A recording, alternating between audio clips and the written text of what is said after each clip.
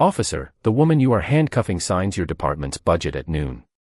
Vanessa Reed spoke without raising her voice, even as Officer Brian Keller secured her wrists beside a black city vehicle in the underground municipal parking garage. Keller gave a short laugh. People say anything when they get caught. 20 feet away, Officer Luke Dawson stood beneath the harsh white lights, his body camera blinking red.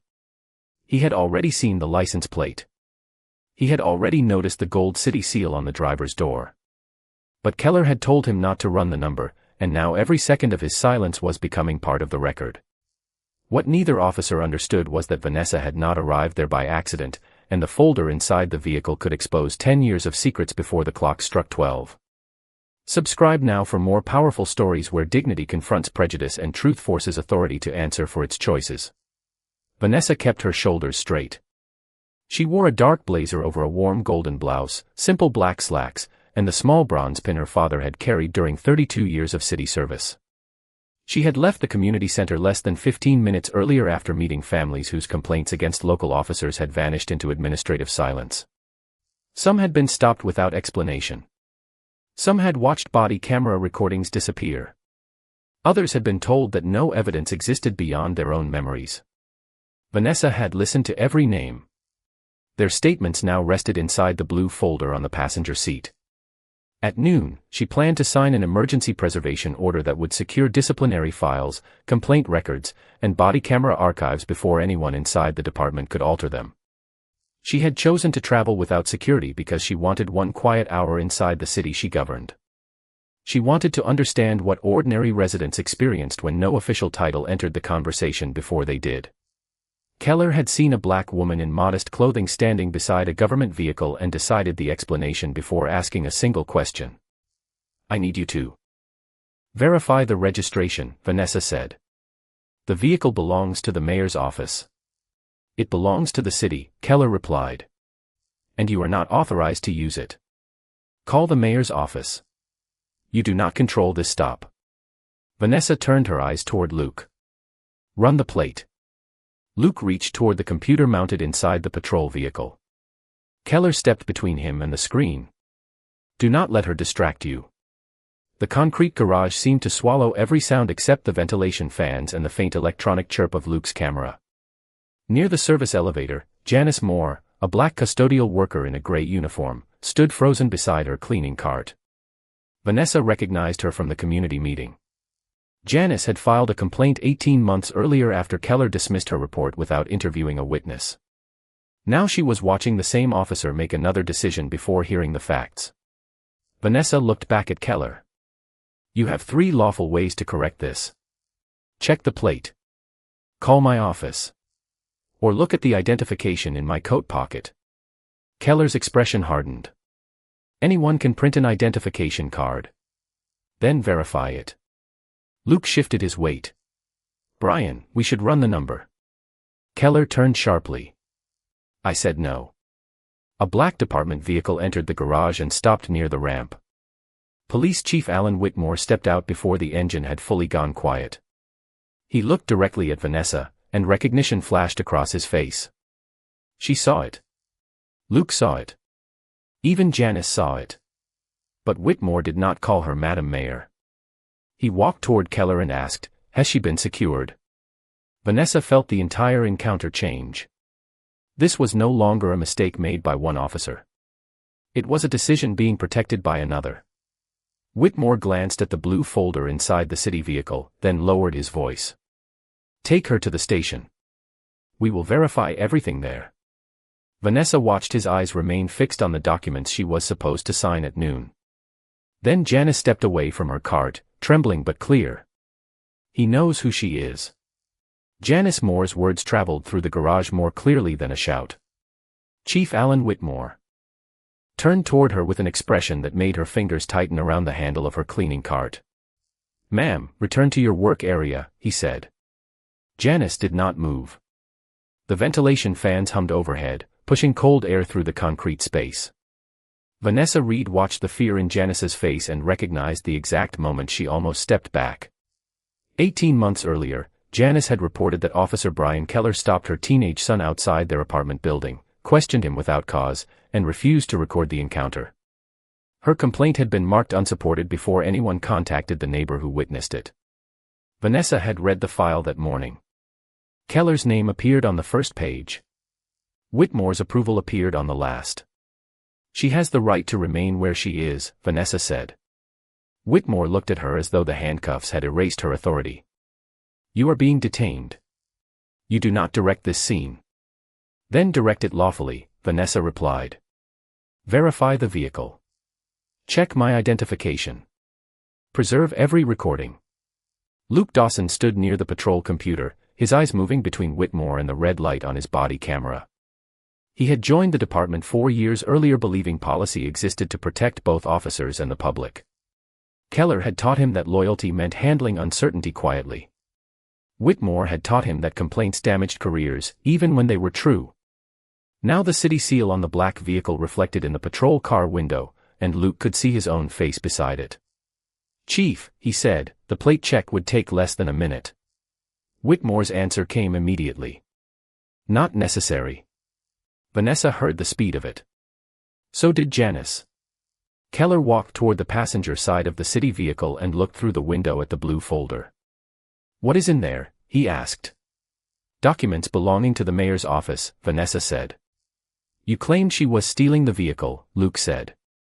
Why are we interested in paperwork? Keller turned on him. Because people who steal government property usually take more than one thing. Vanessa studied Whitmore. His attention never left the folder. That was the truth he could not hide. He had not come because Keller requested supervision. He had come because someone warned him what Vanessa carried. Less than an hour earlier, she had sat in the South Ashford Community Center listening to families describe years of missing footage and rewritten reports. She had promised no dramatic speeches, only a preservation order that would move the records beyond departmental control. Monica Hayes, her chief of staff, had scheduled the signing for noon. Only a handful of officials knew the folder would travel with Vanessa. Who called you? Vanessa asked Whitmore. Dispatch. No dispatch request was made, Luke said quietly. Keller stared at him. Luke continued, I never called for the chief. A heavy silence settled across the garage. Whitmore adjusted the front of his coat. I was nearby. Vanessa looked toward the ramp. The police chief's headquarters stood nearly 4 miles away. He had arrived less than 3 minutes after the cuffs were secured. Nearby enough to recognize me, she said, but not nearby enough to say my name. Janice stepped farther from the elevator wall. Her fear had not disappeared, but it no longer controlled her feet. He looked at her folder before he looked at the handcuffs, she said. Whitmore's voice sharpened. That is enough. Luke reached for the patrol computer again. This time, Keller caught his wrist before he touched the keyboard, then released it when the body camera shifted toward them. Do not run that plate, Keller said. Luke stared at him. Why? The question was small, but it broke something open. Vanessa heard a faint vibration from inside the city vehicle. Her phone was ringing on the passenger seat. Through the glass, Monica Hayes' name glowed across the screen. Whitmore saw it and stepped toward the door handle. Vanessa's voice stopped him. Chief, that vehicle and everything inside it are protected city property. Touch that door without lawful cause, and the record will show exactly why you came. Whitmore froze. Luke looked again at his blinking camera. Then, without asking permission, he entered the license plate number into the patrol computer. The result appeared in seconds. Registered agency, Office of the Mayor. Authorized driver, Vanessa Reed. Luke read the screen twice before facing Keller. Her story checks out. Keller did not look surprised. Neither did Whitmore. Vanessa felt the final piece settle into place. They had never needed verification. They had needed delay. Luke Dawson's words remained on the screen between them. Authorized driver, Vanessa Reed. No one spoke. The ventilation fans continued their dull mechanical rhythm, and somewhere above the garage, a clock moved closer to noon. Brian Keller stared at the patrol computer as though the result might change if he waited long enough. Chief Alan Whitmore recovered first. A database entry does not establish identity, he said. Vanessa Reed looked at him steadily. Then compare the registration photograph with the woman standing in front of you. Luke opened the official driver profile. Vanessa's image appeared beside her full name, city position, and authorization status. The same face. The same bronze pin. The same woman wearing handcuffs. Janice Moore drew a slow breath near her cleaning cart. Keller glanced at Whitmore, waiting for the order that would preserve the version of events they had already chosen. Whitmore stepped closer to Luke. "Close that screen." Luke did not obey. "Chief, her identity is confirmed." "I said close it." Vanessa felt the cold pressure around her wrists, but what held her attention was Whitmore's refusal to use her title. He had seen the record. He had seen the photograph. He had arrived knowing exactly who she was. Yet he still needed her to remain only a detained black woman long enough for noon to pass. "Officer Dawson," Vanessa said, "what time is it?" Luke checked the dashboard clock. 11:38. 22 minutes remained before the scheduled signing. Monica Hayes's name continued flashing on the phone inside the city vehicle. Keller moved toward the passenger door again. Luke stepped between him and the handle. "We do not have legal grounds to search the vehicle." Keller's face tightened. "Move." No, the word surprised everyone, including Luke. Whitmore lowered his voice. "Think carefully about your career." Luke touched the body camera mounted on his chest. "I am." Vanessa watched the younger officer straighten. Until that moment, he had been asking whether he was allowed to do the right thing. Now he understood that the choice belonged to him. Keller turned toward Janice. "You need to leave this area." Janice held the cart handle, but her voice remained clear. "I am a witness. You are interfering with police business." "No," she said. "I am watching it." Vanessa met her eyes and gave one small nod. Janice's shoulders settled. The woman who had once watched her complaint disappear was no longer willing to disappear with it. Whitmore reached for his phone and stepped several feet away, speaking quietly. Vanessa could not hear every word, but she caught enough. Delay. Folder. Noon. Luke heard it too. He activated the evidence lock function on his camera. A confirmation tone sounded. Keller turned sharply. "What did you just do?" "Preserve the recording." Luke's voice was steadier now. "It cannot be deleted from this device." Whitmore ended his call. "You have exceeded your authority." "So have we," Luke answered. The garage fell silent again. Then the service elevator opened. Monica Hayes stepped out first, followed by City Council President Richard Sloan and Claire Bennett from the State Public Integrity Office. Monica carried a duplicate vehicle registration and Vanessa's official schedule. Sloan held a certified letter confirming Vanessa's authority over the municipal vehicle. Claire carried a sealed preservation order prepared before that morning. Whitmore's face changed when he saw her. "Why is the state here?" Claire stopped 10 feet away. "Because the mayor's office requested independent oversight after receiving evidence that police records might be altered before noon." She looked toward Vanessa's handcuffs, then at Luke's active camera. It appears the concern was justified. Monica approached Vanessa but did not touch the cuffs.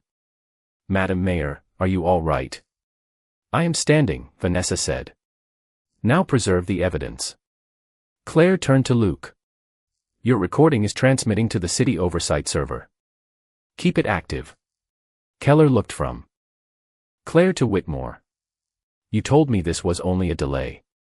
The sentence escaped before he could stop it. Every face turned toward him. Whitmore's eyes hardened. Vanessa felt the truth open between them. Keller had not simply acted on prejudice. He had followed instructions designed to keep her from reaching City Hall. Claire raised her tablet. On the screen was a message sent from Whitmore to Keller that morning. "Stop the vehicle. Keep her occupied until noon." Keller read it once, then looked away. Vanessa's voice stayed calm. "Officer Dawson, remove the handcuffs." Luke reached for the key. This time, neither Keller nor Whitmore told him to stop. The handcuffs opened with a soft metallic click. Vanessa Reed lowered her hand slowly, the faint pressure marks visible beneath the white garage lights. Luke Dawson stepped back with the key still in his hand, his body camera recording every face around him. No one spoke. Brian Keller stared at the concrete floor. Alan Whitmore kept his eyes on Claire Bennett's tablet, where his own message remained frozen on the screen. Stop the vehicle. Keep her occupied until noon. Monica Hayes reached into her coat and handed Vanessa her official identification, but Vanessa did not put it away.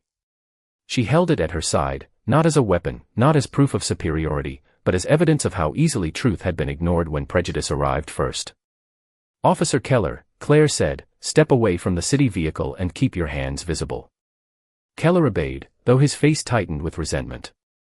This is being twisted, he said. I was responding to a possible theft. Luke looked at the patrol computer. The plate confirmed the vehicle before the detention ended. After she refused to cooperate.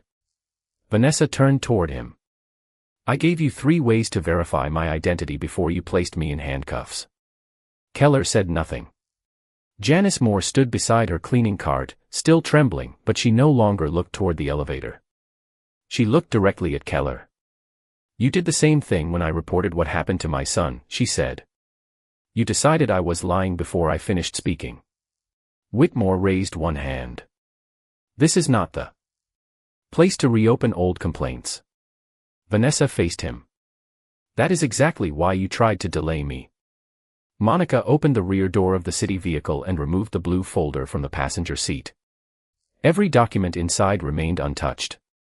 Claire accepted it carefully and compared the seal with the preservation order in her possession. The State Integrity Office will supervise the transfer of these records, she said. No department employee named in the review will have administrative access. Whitmore's voice sharpened. You cannot remove control of local files based on one incident. Richard Sloan stepped forward. The City Council authorized emergency preservation last night. The vote was sealed until the mayor signed the final order. Whitmore looked at Vanessa. For the first time, he understood that noon had never been the beginning of the plan. It was the deadline. Vanessa had prepared for resistance. What she had not expected was how openly they would reveal themselves. Luke removed his radio and placed it on the hood of the patrol car. Chief, did you order Officer Keller to stop this vehicle without probable cause? Whitmore ignored him. You are still under my command. Then give me a lawful answer. Keller glanced at Luke with open disbelief.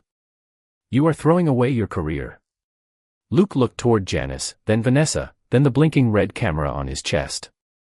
A career built on silence is already lost. Claire activated a preservation request on her tablet. Luke's recording, the patrol computer search, the garage cameras, and Whitmore's messages were copied to an independent server. Monica checked the time. 11:46. 14 minutes remained. Vanessa walked to the hood of the city vehicle and opened the blue folder. She removed the executive order, placed it beside the city seal, and signed her name with Monica's pen. Effective immediately, she said, all complaint records, disciplinary files, and body camera archives from the past 10 years are placed under independent preservation. Whitmore stepped forward. You are doing this because you were embarrassed. Vanessa looked directly at him. No. I am doing this because you recognized me and still chose the lie. Claire then instructed Keller and Whitmore to surrender their department credentials pending administrative review. Keller touched his badge as if feeling its weight for the first time. Janice watched him remove it. She did not smile. She simply stood straighter than she had when the encounter began. Vanessa noticed, and for one quiet second, that mattered more than every camera in the garage. Claire Bennett placed 2 clear evidence pouches on the hood of the patrol car. Brian Keller removed his badge first. The metal caught the fluorescent light before he lowered it into the pouch, where it rested without rank, authority, or protection. Alan Whitmore followed more slowly. His fingers remained on the badge for 1 extra second, as though 27 years of command might still give him the right to refuse. Claire sealed both pouches and recorded the time. 11:48. 12 minutes before noon. This is administrative leave pending independent investigation, she said. It is not a finding of guilt. You will receive written notice of your rights and representation. Vanessa Reed watched the process without satisfaction. She had imagined accountability many times while reading complaints that ended without interviews, recordings, or answers. It had never looked like triumph. It looked like evidence labels, timestamps, and two men discovering that procedure applied to them too. Keller turned toward her. "You are ending my career over one mistake." Vanessa closed the blue folder. "Your career will be judged by the record, not by my anger." "You planned this," he said. "You came down here waiting for something to happen." "I planned to preserve records." Her voice remained calm. "You decided what happened next." Whitmore stepped toward Claire. "The mayor has a personal conflict. She cannot direct an investigation involving her own detention." "She is not directing it," Claire replied. "The State Integrity Office is." Richard Sloan handed Claire the sealed council authorization, while Monica Hayes photographed each transferred item for the city log. Every action was documented. Every device remained intact. No one received special treatment. Janice Moore stood several feet away, watching with both hands resting on her cleaning cart. Vanessa walked toward her. "Ms. Moore, an investigator will take your statement in a private room. You may bring a representative or attorney, and you may stop the interview at any time." Janice looked toward Keller. "Will my son's complaint be reopened?" "It will be preserved and independently reviewed," Vanessa said. "I will not promise an outcome before the evidence is examined." Janice nodded slowly. It was not the easy answer, but it was the first honest one she had received. Luke Dawson removed the body camera from his uniform only after Claire's technician confirmed the live upload had completed. He placed the entire device into a padded evidence container. "I need to disclose something," he said. Keller looked at him sharply. Luke continued. "This was not the first time Officer Keller told me not to run a plate. There were other stops. I followed his lead because I thought questioning him would make me disloyal." Whitmore interrupted. "Do not say another word without representation." Luke met his eyes. "That is the first correct instruction you have given me today." Claire informed Luke that he would also be placed on administrative leave while his conduct was reviewed. He accepted the notice without protest. Vanessa did not rescue him from that consequence.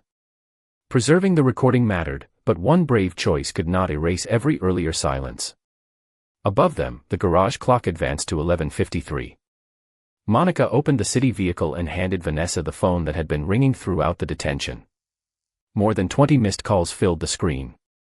Vanessa called City Hall and instructed the technology department to activate the preservation protocol under state supervision. On a secure tablet, files began copying from police servers into the independent archive. Complaint reports. Disciplinary records. Body camera logs. Internal messages. Years of decisions moved beyond the control of the people who had kept them hidden. Whitmore watched the transfer bar advance. "You have no idea what this will do to the department," he said. Vanessa looked at the two sealed badges. "I know what hiding the truth has already done to the city." At 11:59, the first archive confirmation appeared. The records were safe. Vanessa placed her father's bronze pin beside the signed order for one quiet moment, then fastened it back onto her blazer. The clock reached noon. Janice lifted her head. Luke faced the investigators. Keller and Whitmore stood without badges. Nothing dramatic happened when the minute changed. No applause. No victory speech. Only the soft confirmation tone of evidence arriving where it could no longer disappear. At noon, the garage seemed to exhale. The ventilation fans continued turning, but the tension had changed shape. It was no longer the pressure of a lie being protected. It was the quiet weight of a truth that had finally become permanent. Vanessa Reed stood beside the city vehicle while Claire Bennett's team confirmed the archive transfer, checked the evidence seals, and assigned separate interview rooms. Monica Hayes gathered the signed order and the official chain of custody forms. Richard Sloan contacted the city attorney to document every administrative step. No one rushed. Vanessa had learned long ago that real accountability did not arrive through spectacle. It arrived through details that could survive scrutiny. Janice Moore remained near her cleaning cart, watching investigators prepare to take her statement. Her hands still trembled, but she no longer hid them. Vanessa walked toward her. You spoke when it would have been easier to stay quiet, she said. Janice looked down for a moment. I almost did stay quiet. Courage often begins after fear has already told us to leave. Janice lifted her eyes. When my son came home after that stop, I told him the complaint process would protect him. Then nothing happened. I stopped believing anyone wanted the truth. Vanessa glanced toward the sealed badges on the hood of the patrol car. The truth should never require a title before someone listens. Janice's expression softened, though the hurt did not disappear. Will people believe me now because you were here? Some will, Vanessa said. Others may still resist. But your statement will be preserved, and no one named in your complaint will control what happens to it. That answer seemed to give Janice something more valuable than reassurance. It gave her a place to stand. Across the garage, Luke Dawson sat at a folding table with a state investigator, describing earlier traffic stops and instructions he had followed without question. Brian Keller stood near the opposite wall with legal counsel on speakerphone. Alan Whitmore requested written confirmation of his administrative status. Each man received the same procedural protections Vanessa had demanded for the people whose files they once controlled. Whitmore watched her from a distance. You could have removed us immediately, he said. Vanessa turned toward him. I removed your access to evidence. The investigation will determine the rest. You still think this is about fairness? It has to be, she replied. Otherwise, all we do is change who gets to misuse power. Whitmore looked away. Keller remained silent, but his eyes moved toward Janice as an investigator placed her old complaint into a newly labeled evidence folder. For the first time, the document was not being handled as an inconvenience. It was being treated as a record. Monica approached Vanessa with the city tablet. The first preservation report is complete. 43 complaint files were flagged for immediate review. 9 contain missing or interrupted body camera logs. Vanessa read the summary carefully. The numbers were not abstract. Each one represented a person who had stood under fluorescent lights, beside a patrol car, or in an interview room and been told their memory was not enough. Notify every complainant in writing, she said. No public names without consent. No promises about outcomes. Only confirmation that their records are safe and under independent review. Monica nodded. Claire joined them. We should move the mayoral vehicle to a secured city lot until the inspection is complete. Vanessa handed her the keys. Document the transfer. Then she looked toward Janice, who was walking beside an investigator toward the elevator. Before the doors closed, Janice turned back. Vanessa gave her the same small nod she had offered earlier. This time, Janice returned it without hesitation. The elevator doors met softly. Vanessa remained in the garage for one more moment, surrounded by concrete, white light, and the fading sound of radios. Her father's bronze pin rested against her blazer. She touched it once, then picked up the blue folder. At the far end of the garage, sunlight entered through the ramp, forming a bright rectangle on the floor. Vanessa walked toward it, not as a woman proving she controlled anyone's career, but as a leader determined that no career would ever again be protected by making ordinary people invisible. By early afternoon, Vanessa Reed stood inside the mayor's office with the blue folder open beneath the city seal. Sunlight crossed the polished desk, warming the bronze pin on her blazer and the edges of the preserved complaint records. Monica Hayes sat beside a secure terminal while Claire Bennett joined them through a protected video call from the State Integrity Office. The first review had already uncovered a pattern. Traffic stops with no recorded reason. Complaints closed before witnesses were contacted. Body camera files marked unavailable within hours of being requested. Different names appeared across the reports, but the language repeated with almost mechanical precision. Subject became argumentative. Officer acted for public safety. Recording interrupted because of technical failure. Vanessa read each phrase slowly. She had used similar language as a federal prosecutor, but there it had described evidence. Here, it had often replaced it. How many reports did Whitmore personally approve, she asked. Claire checked the preliminary index. 17. Keller appears in 11 of them. Luke Dawson is listed as a secondary officer in 4. Monica looked toward Vanessa. That will complicate his cooperation. It should, Vanessa said. Telling the truth today does not erase what he ignored yesterday. A notification appeared on the screen.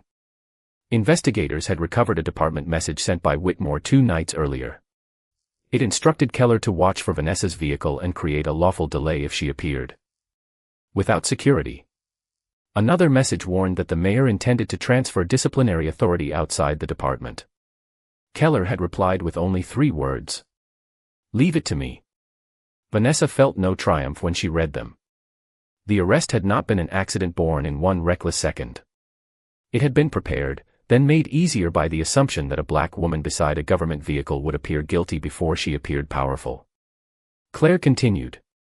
"We also found a deletion request submitted at 11:41 this morning. It targeted garage footage and the patrol computer search." Monica stared at the timestamp. That was after Luke confirmed her identity. "Yes," Claire said. The request came from Whitmore's administrative account. Vanessa turned toward the office window. Below, city employees crossed the plaza in the ordinary rhythm of a weekday. None of them could see how close the records had come to disappearing. "Was the request completed?" she asked. "No. The preservation order blocked it." The answer settled quietly through the room. If Vanessa had reached City Hall 14 minutes later, the evidence might have been gone. A knock sounded at the office door. Richard Sloan entered carrying a written statement from the city technology director and a sealed envelope from Luke. He asked that this reach the state investigators before his formal interview ends, Sloan said. Claire authorized Monica to open it on camera. Inside was a handwritten list of dates, patrol locations, and incident numbers. Luke had documented 7 earlier stops where Keller discouraged identity checks, delayed plate verification, or instructed him to describe cooperative people as confrontational. At the bottom, Luke had written one sentence. "I kept telling myself silence was not participation. I was wrong." Vanessa read the sentence twice. It did not excuse him, but it gave the investigation a map. "Send the original to Claire through the evidence courier," she said. "No copies outside the official record." Monica sealed the document again. Claire then displayed one final recovered message. Whitmore had sent it to Keller at 11:39, moments after Luke ran. The plate. "Do not release her until the folder is secured." Vanessa looked at the clock on the office wall. Less than 3 hours had passed since the handcuffs closed around her wrists. In that time, the story had changed from a suspicious vehicle stop to a coordinated effort to obstruct public records. She closed the blue folder and placed both hands on the desk. "Expand the review," she said. "Every case connected to these officers. Every interrupted recording. Every complaint closed under Whitmore's authority." Claire nodded. That could reach back more than a decade. Vanessa looked at her father's bronze pin. "Then we start where the truth was first buried." Outside, the afternoon light moved higher across the glass. Inside, the secure server opened a new investigation file, and one by one, names that had been hidden inside forgotten reports began returning to the record. By sunset, the first official notices had been sent to every person whose complaint appeared in the expanded review.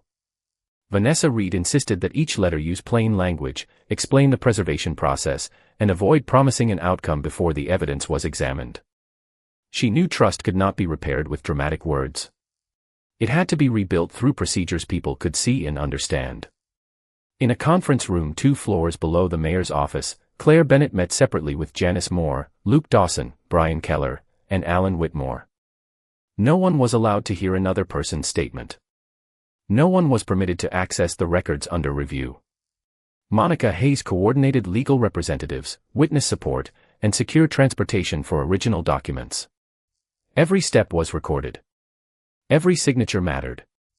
Vanessa entered the room only after Claire requested her presence for an administrative decision. Keller sat at one end of the table with counsel beside him. Without his badge, he looked less powerful, but not yet humbled. Whitmore sat farther away, studying the evidence folders as though searching for a weakness in the process. Luke remained in a separate room, continuing his disclosure. Janice had already completed her first statement and was waiting with a community advocate. Claire placed 3 written recommendations before Vanessa. Keller and Whitmore would remain on paid administrative leave. Luke would also remain on leave while investigators determined his responsibility in earlier stops. Department access for all 3 men would stay suspended. Vanessa read every page before signing. Keller watched her pen move. "You really believe this is fair?" he asked. Vanessa looked up. "Fairness is why you still have counsel, a written process, and the opportunity to answer the evidence. You know what this will do to my reputation." "The record will show what you did," she replied. "Your reputation will follow the record." Whitmore leaned forward. "You are using one bad morning to dismantle an entire department." Vanessa closed the final document. "This morning exposed decisions that began years ago. The review will determine how far they reached." Claire then entered the room carrying a sealed copy of the recovered deletion request. The request had targeted not only the garage footage but also Janice's original complaint and 6 other files connected to Keller. Whitmore's administrative credentials had authorized it. Keller looked toward him. "You said the old files were already closed." Whitmore did not answer. The silence between them revealed what loyalty had concealed. They had protected a system until the system could no longer protect them. Vanessa felt no pleasure in watching that understanding arrive. She thought instead of Janice's son, the families at the community center, and every person who had gone home believing their word carried less weight than a uniform. Claire asked Keller whether he wanted to amend his statement. His attorney whispered to him. After a long pause, Keller nodded. "Whitmore told me the mayor was trying to destroy the department," he said. "He said delaying her would give us time to secure internal files." "Did he tell you to handcuff her?" Claire asked. Keller looked at Vanessa, then away. "He told me to create a reason she could not leave." The admission entered the record without shouting or spectacle. Whitmore requested a private consultation with counsel. Claire granted it. Vanessa stood to leave, but Keller spoke again. "You could end this right now." She paused near the door. "No," she said. "That is what people with power say when they want evidence to disappear." In the hallway, Janice waited beside Monica. She looked tired, but her back was straight. "They took my statement seriously," she said. Vanessa nodded. "They should have the first time." Janice glanced through the glass wall toward the conference room. "What happens now?" "The truth gets tested," Vanessa answered. "And this time, no one named in the complaint gets to decide whether it matters." Behind them, Claire reopened the interview record. Ahead of them, city workers carried sealed archive boxes toward a secured vehicle. Vanessa watched Janice walk beside the evidence technician, no longer invisible, no longer asking permission to be believed. The day had begun with handcuffs around the wrong woman. It was ending with an entire system finally being required to answer the right questions. 6 months later, the underground garage no longer felt like the center of the story. The real change was visible upstairs, where residents filled the city council chamber beneath bright public lights. Vanessa Reed sat at the central desk with her father's bronze pin fastened above her heart. In front of her rested the final report from the State Integrity Office. 43 complaints had been reviewed. 19 cases were reopened. 7 body camera files had been improperly interrupted, and several reports contained language that did not match the available evidence. Brian Keller had resigned before the disciplinary hearing concluded. Alan Whitmore had been removed as police chief after investigators confirmed that he attempted to delay Vanessa and interfere with protected records. Luke Dawson remained accountable for his earlier silence, but his testimony helped recover missing evidence and identify other cases that required review.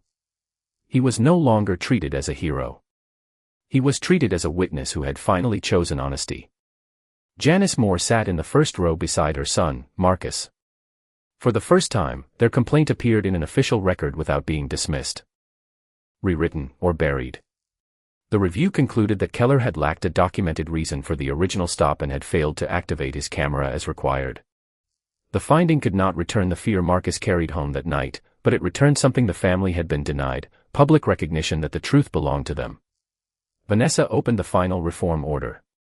It created an independent civilian review board, automatic preservation of disputed recordings, and outside supervision whenever senior department officials were named in a complaint. It also required written notice to every person whose case was closed without a witness interview. Vanessa signed the document slowly, then placed the pen beside the city seal. No one cheered immediately. The room understood that reform was not a celebration. It was a promise that had to survive long after the cameras left. Janice stood and approached the desk after the meeting. She wore the same gray work uniform she had worn in the garage, but her posture had changed. "My son asked why you did not fire everyone that day," she said. Vanessa looked toward Marcus. "Because anger should not decide guilt," she answered. "Evidence should." Janice nodded. "He said that sounded harder." "It is." Near the rear wall, 2 sealed badges remained inside the official evidence display. They did not represent victory over 2 men. They represented the moment authority stopped being a shield against accountability. Vanessa walked with Janice and Marcus toward the chamber doors. In the hallway, residents waited to submit new complaints through the independent office. Some looked nervous. Others carried old folders with worn edges. No one was told to return another day.